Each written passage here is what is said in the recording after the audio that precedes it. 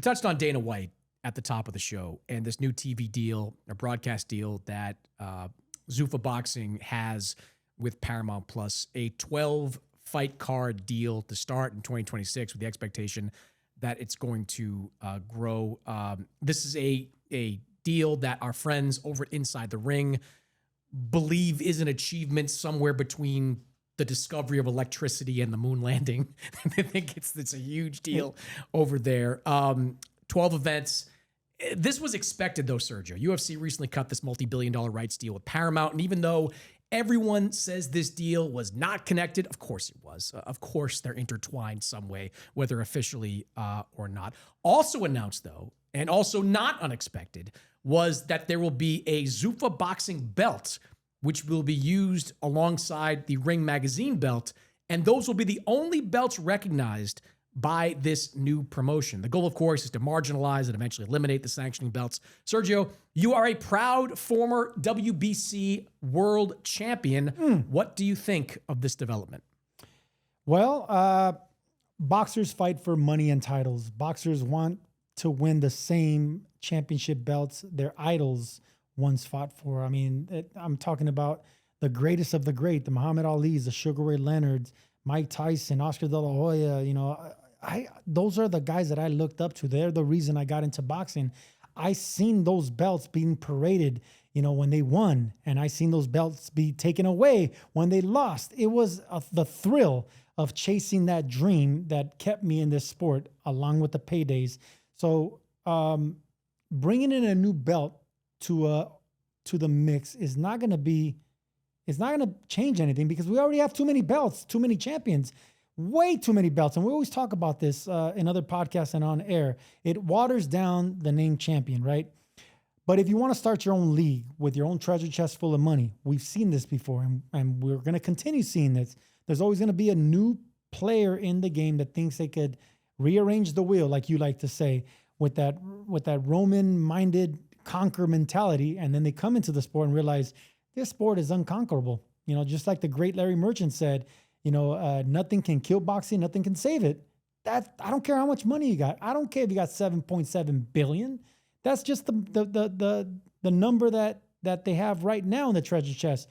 But if you go back in time, we've had this before. We've had it with Showbox Network money. We had it with NBC and that network money on television. We saw it on The Contender. They brought their own freaking belt, which I have at home under my bed. No one cares about new belts, man.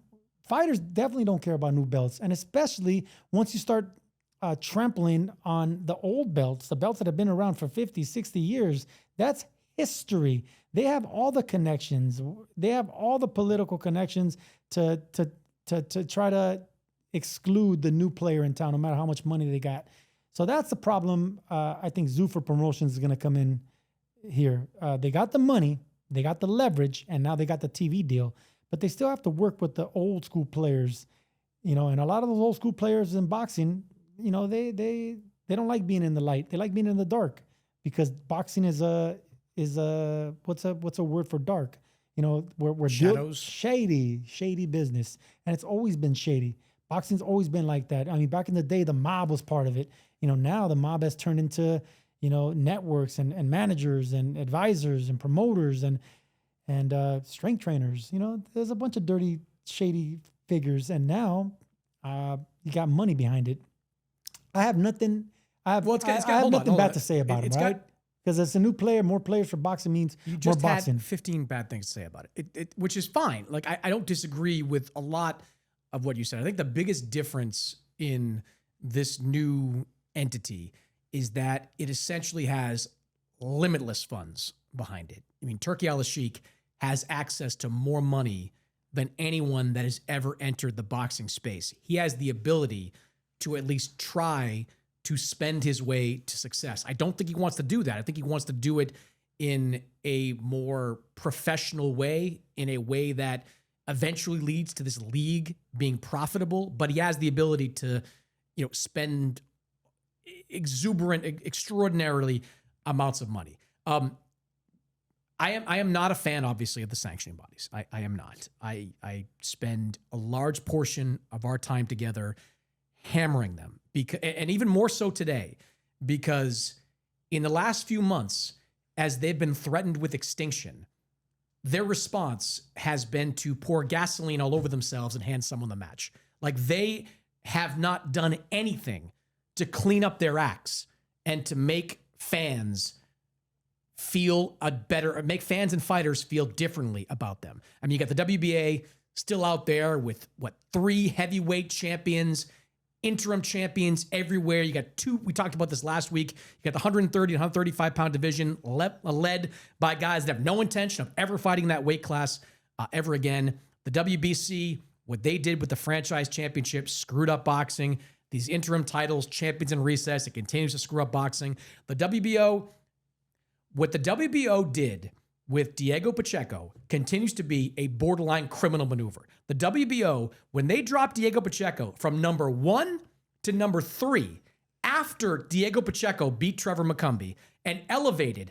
Crawford, who had never fought above 154, and Hamza Shiraz, who had fought once above 160, to the number 1 and 2 spots at 168, that is criminal. Gustavo and the WBO cannot explain in any matter that will make any sense why they did that to Diego Pacheco. And I'm not going to stop talking about this because that was total bullshit, what they pulled on Pacheco and how they messed with the rankings that way. That being said, the way that this league and Zuffa boxing in general is being discussed and was discussed by our friends on DAZN and Inside the Ring, it's being framed like it's guaranteed to be successful. Like, there are so many things that absolutely need to happen for this entity to be successful. Number one is they've got to get the changes to the Muhammad Ali Act. I mean, we keep hearing Dana White say, and people say the Muhammad Ali Act will not be touched. That's not the point. The Muhammad Ali Act will not be touched. But what this legislation does is it creates the ability for boxing organizations to operate outside of the Ali Act. So they don't need to show the full expenses from a fight show. They don't need to validate or prove that their rankings are legitimate. So they need 2 houses of Congress and the President of the United States, who probably would do it, to sign off on this kind of legislation. I don't think that's a guarantee by any stretch that's getting through both houses of Congress. So they need the Ali Act to be changed. They need to sign fighters, real fighters, get them to go. Like I saw on I think it was Ring Magazine, Keith Idek and Dan Rayfield were talking about this. Vito Milnicki is the latest guy that's headed to Zuffa boxing. Vito Milnicki's a fine fighter. He's got a loss, though, on his resume, and he's not regarded by anybody in boxing as being this world-class prospect. They have signed a ton of guys like this, Sergio. They have signed a whole bunch of guys with 1 or 2 losses on their record, and they're trying everything they can to populate their weight divisions with fighters, with fighters that are out there. They've got to find a way to get blue chip prospects. They've got to find a way to get big names to head over there. Now, maybe they can do that by overspending, but if you've got a young fighter who is 6-0 and sells a ton of tickets in New York or Southern California or Atlantic City, why would you steer that fighter towards a league that is going to stick him into tough fights right away? Those are the kind of guys that you want to develop into eventual superstars. You don't want to throw them into this gladiator-style cage match against guys that are sort of on his level. So they've got to sign guys that are legitimate and make people want to watch. And they've also got to find a way to either bring other promoters into their tent or to cripple other promoters and make them the same type of promotional entities that UFC has made things like Bellator and One Championship and all these other mixed martial arts promoters out there. That's not going to be easy. Eddie Hearn is not going anywhere. Top Rank's in a tough spot right now, but I don't think they're going anywhere. Golden Boy, Oscar De La Hoya, he's not going anywhere. And you know this, Oscar De La Hoya, despite all his wackiness, still swings a big bat among young fighters. He shows up and he walks in the room, they want to be with him. We saw Floyd Schofield's dad talk about that, why he signed with Golden Boy. Eddie Hearn has this global presence, signs a lot of UK fighters, and now has started to build out his stable in the US.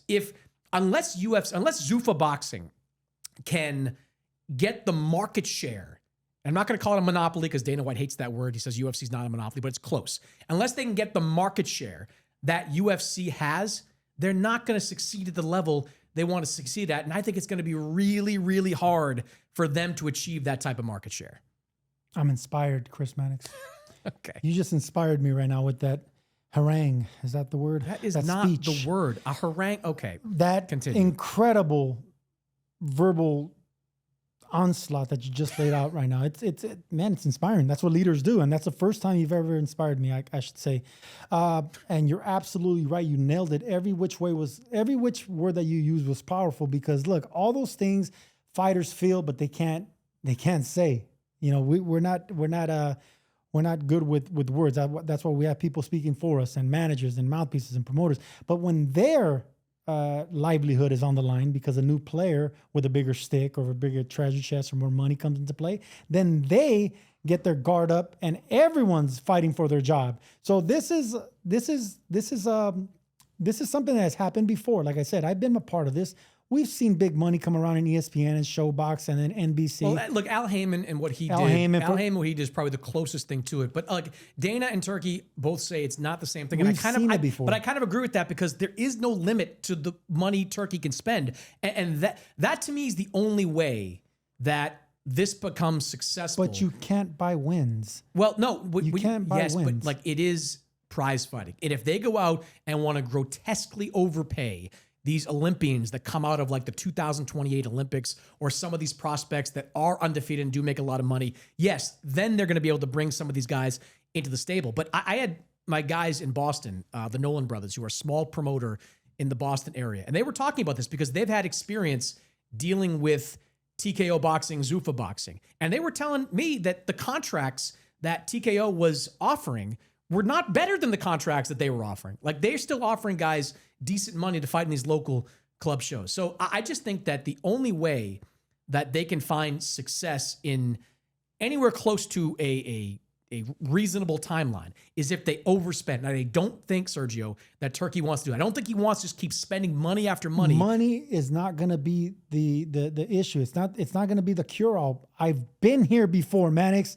The Contender was overpaying, the Contender, the reality show on NBC, was overpaying fighters stupidly. They're paying us dumb money for 8-rounders. For 8-round fights, they were paying us 6-7 figure deals. That's unheard of.